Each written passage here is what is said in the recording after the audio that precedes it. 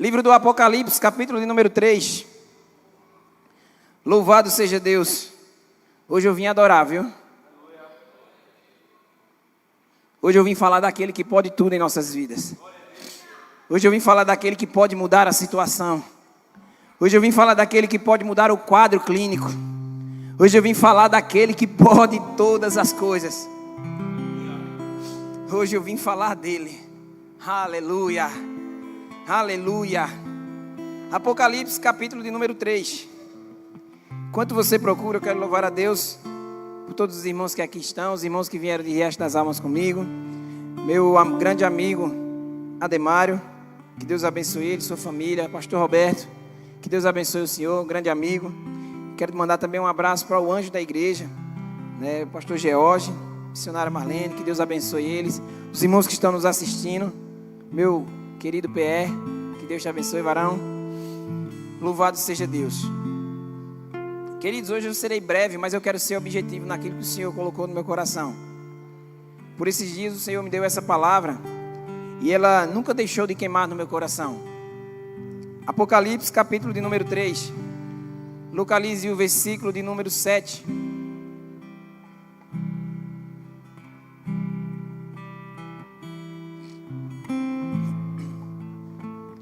Que diz assim a palavra. Todos acharam? Tem alguém procurando? Amém? Diz assim a palavra. E ao anjo da igreja que está em Filadélfia, escreve: isto diz o que é santo, o que é verdadeiro, o que tem a chave de Davi, o que abre e ninguém fecha, o que fecha e ninguém abre. Versículo 8.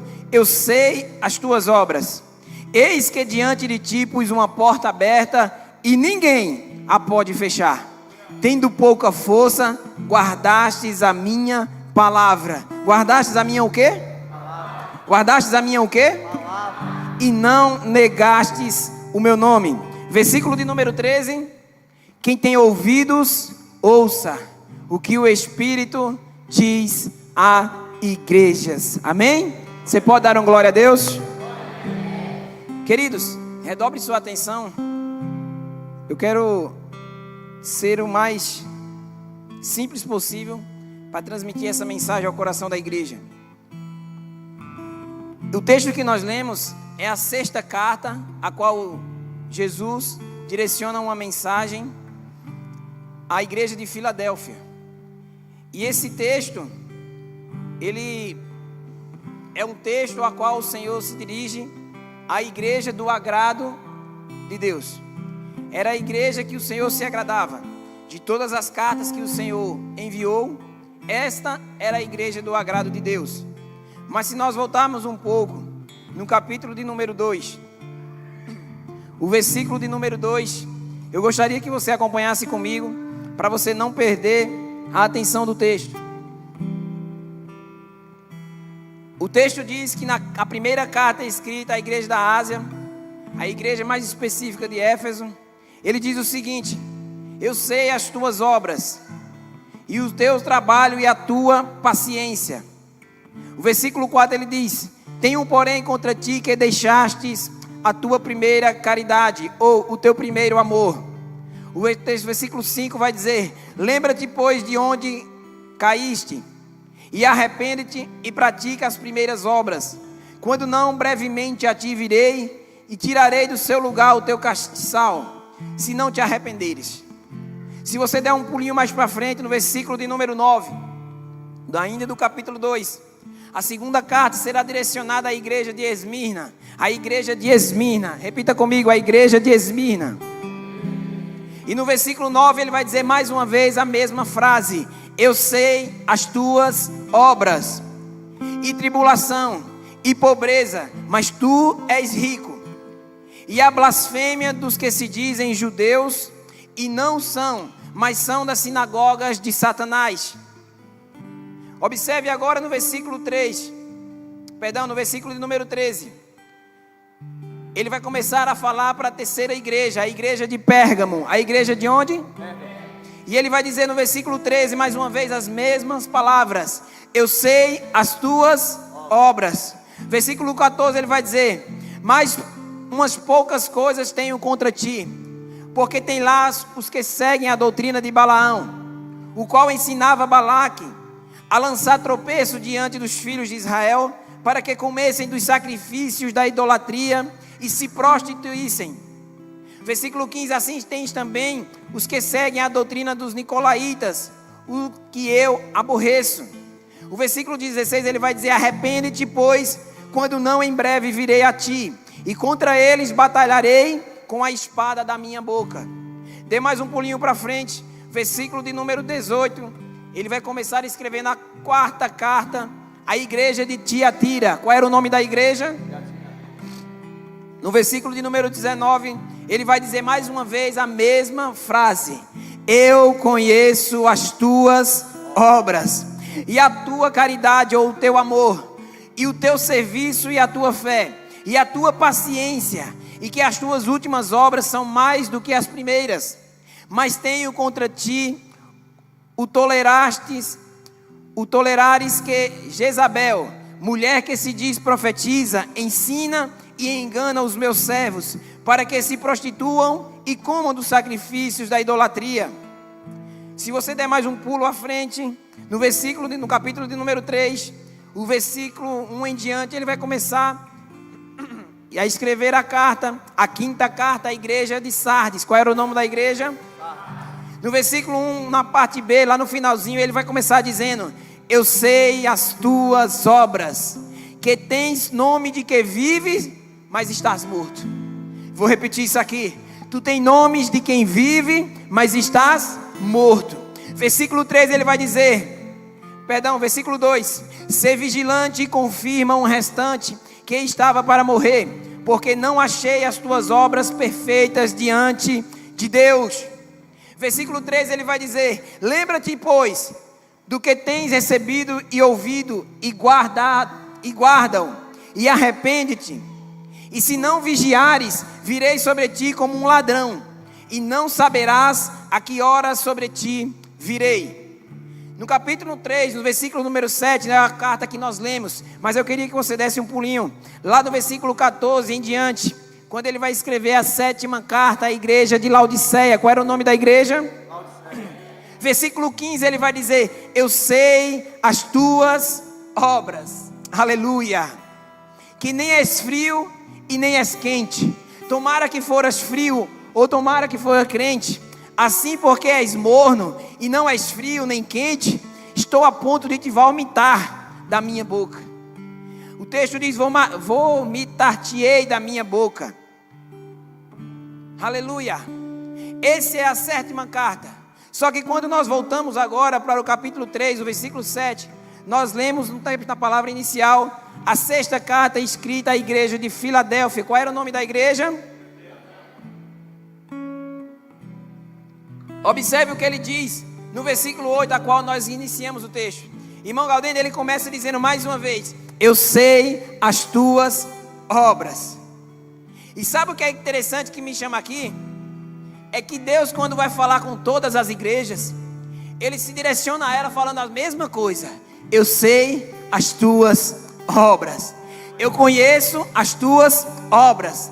Sabe, em outras palavras, o que Deus está dizendo é que é um Deus que conhece tudo, é um Deus que sabe de tudo, é um Deus que contempla tudo, é um Deus que vê o obscuro, que vê o secreto, que vê o mais íntimo, mas é um Deus que conhece tudo. Olhe para quem está do seu lado e diga assim: Ele sabe de tudo, nada está escondido aos olhos dele. Deus é um Deus que conhece tudo. Então eu já preciso liberar uma palavra para alguém aqui. Não adianta você conversar com quem não deve no WhatsApp e depois apagar, porque Deus está vendo.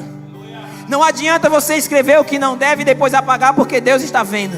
Não adianta você falar mal de quem você não gosta às escondidas, porque Deus está vendo. Não adianta você falar mal do seu irmão, porque Deus está vendo. Por quê? Porque tudo está patente aos seus olhos. Aleluia. Aleluia. E nós temos esse medo: vou apagar que é para minha esposa não ver, vou apagar para meu esposo não ver. Não, você tem que ter medo é de Deus ver. Você tem que ter medo é de Deus saber. Por quê? Porque o que entristece você também entristece a Deus. O que desagrada você também desagrada a Deus. O que faz você chorar também faz Deus chorar. O que faz você perder a noite de sono também faz Deus perder a noite de sono. Mas deixa eu te dizer uma coisa: será que o que entristece a Deus entristece a você? Será que o que desagrada a Deus também desagrada a você? Será que o que aborrece a Deus também aborrece você?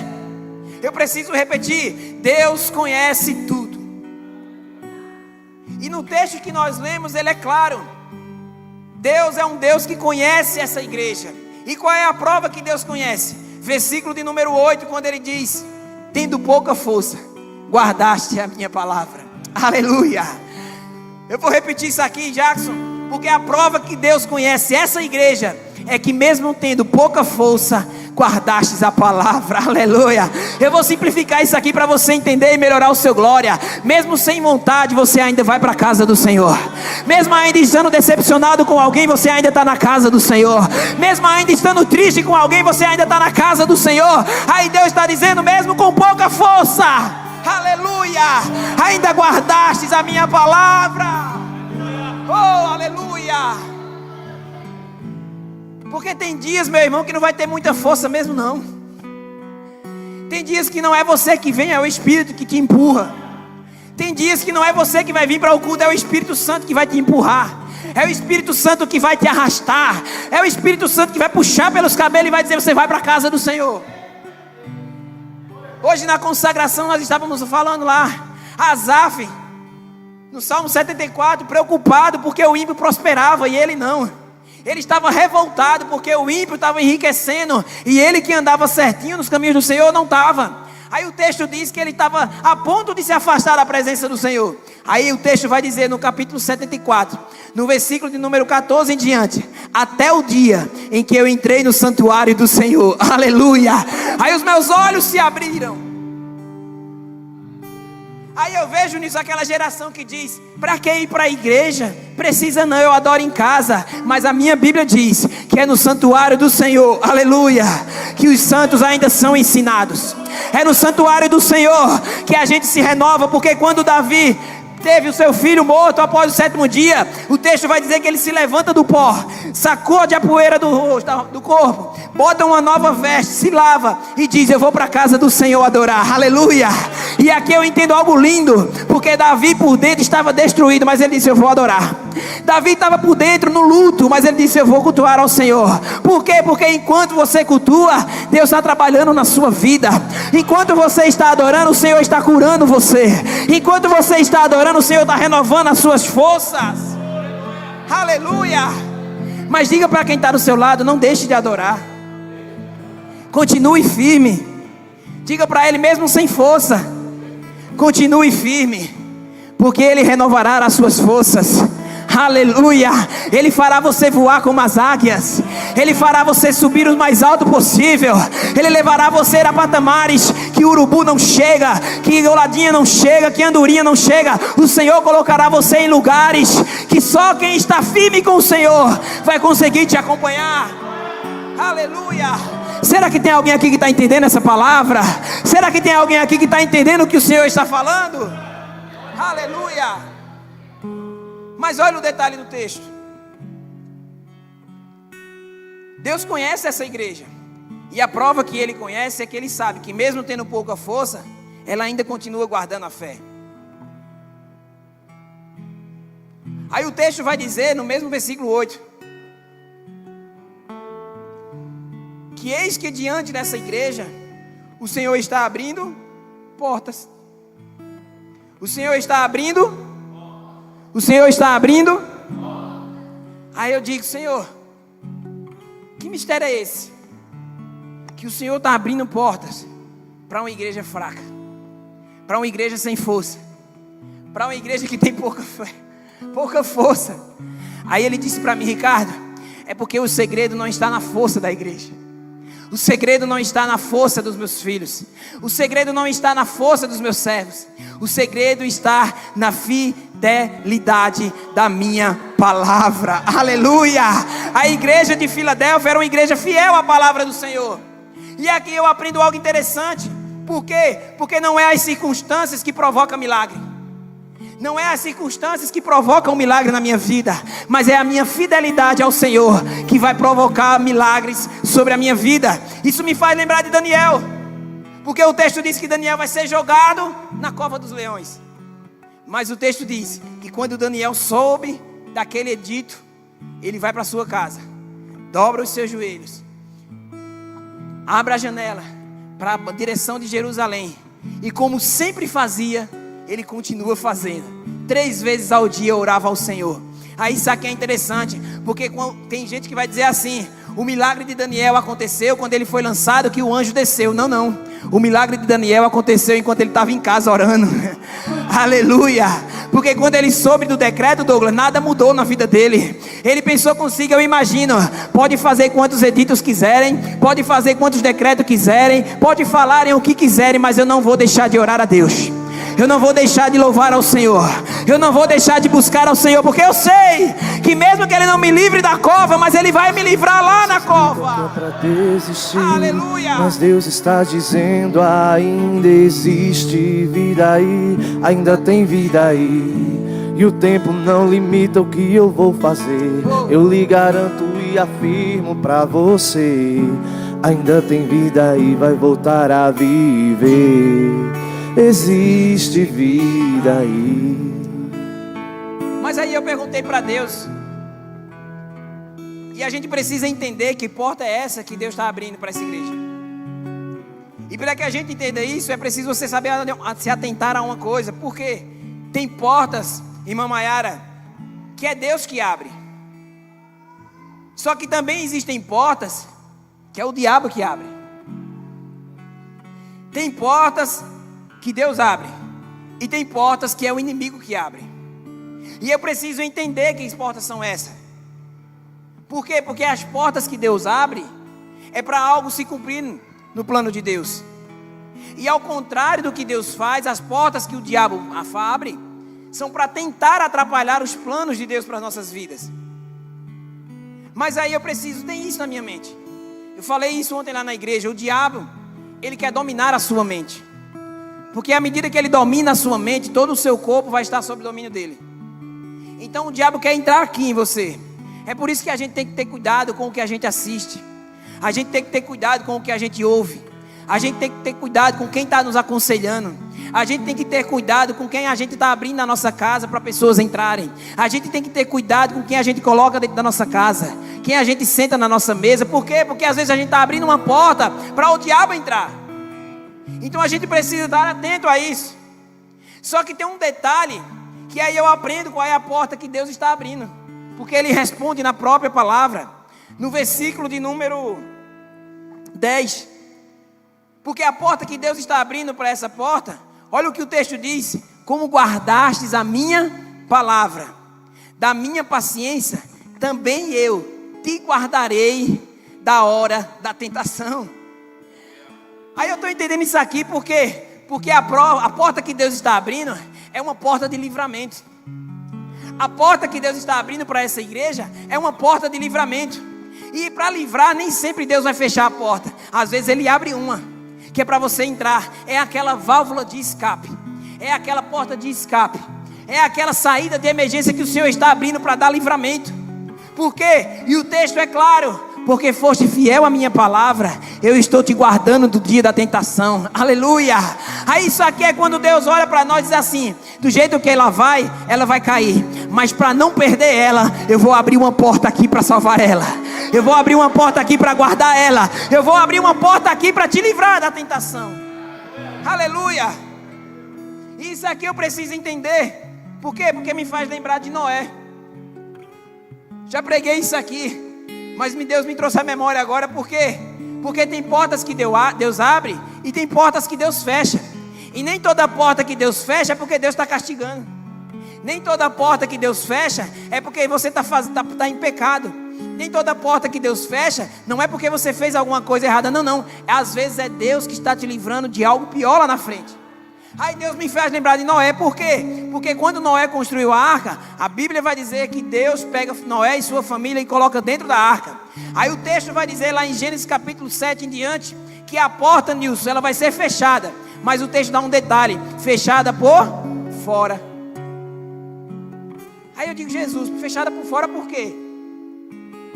Porque conhecendo o coração de Noé, irmão Jacques, conhecendo o coração de Noé, Deus sabia que quando o dilúvio viesse, quando as águas começassem a chegar, o povo ia correr para a arca. Aqueles que não acreditaram em Noé, quando vissem as águas subindo, iam correr para a arca. E Deus sabia tanto do coração de Noé, que Deus diz, vou fechar por fora. Porque se Deus deixa Noé fechar por dentro, Noé abre a porta para eles entrar. E se aquela multidão entra, a arca não ia suportar. Porque a porta aberta, as águas iam invadir. Ia ser muita gente que ia entrar. Mas para não perder Noé e sua família, Deus fechou a porta. Eu não sei quem vai pegar isso aqui, mas Deus conhece tanto o teu coração, Deus conhece tanto a tua vida, Deus conhece tanto a tua casa, que para não te perder, o Senhor fechou a porta.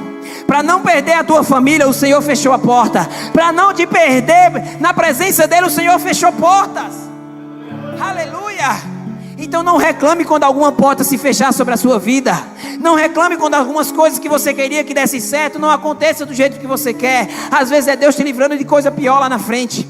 Era um concurso da PM que você queria passar e Deus não permitiu porque sabia que você ia se perder lá na frente. Era um namorado que você queria, que Deus não permitiu. Por quê? Porque Deus sabia que ia tirar você da presença. E para não te perder, o Senhor fechou a porta. Aleluia. Só que isso aqui é interessante. Porque Deus, Ele abre a porta. E aqui me ensina algo. Que a provisão sempre vem antes de tudo. Se você observar o detalhe do texto, o texto vai ler primeiro, vai dizer que primeiro Ele abriu a porta. E depois Ele conta o motivo. Primeiro Ele abre a porta, depois Ele diz o motivo. Versículo 8. Eis que diante de ti eu pus uma porta aberta, e a porta que eu abri, ninguém fecha. E a porta que eu fechar, ninguém abre. Agora observe o detalhe, o motivo que fez Deus abrir a porta para essa igreja. Tendo pouca força, guardou a palavra. Deus primeiro fez o milagre, depois Ele disse por quê. Deus primeiro Ele fez o milagre, depois Ele diz o motivo. Deus primeiro enviou a providência, para depois dizer o motivo. Aí isso aqui desceu agora quentinha. Isso me faz lembrar de Elias no Querite. Isso aqui me faz lembrar de Elias, porque prepara para você pegar. Deus olha para Elias e diz, Elias, desce e te esconde lá no Querite, porque eu já dei ordem aos corvos para que te alimente. Aí isso aqui é incrível. Porque se Deus diz, Elias, desce, vai para o Querite, porque eu vou falar com os corvos para que te alimente. Deus estaria dizendo, vai, porque eu ainda vou falar com eles. Eu vou voltar lá e falo com eles. Deus estava falando algo no passado. Se Deus diz, Elias, desce ao Querite, porque é assim que tu for, agora eu vou falar com os corvos para ele te alimentar. Mas olha o que Deus diz, Elias, desce e vai, porque eu já dei a ordem.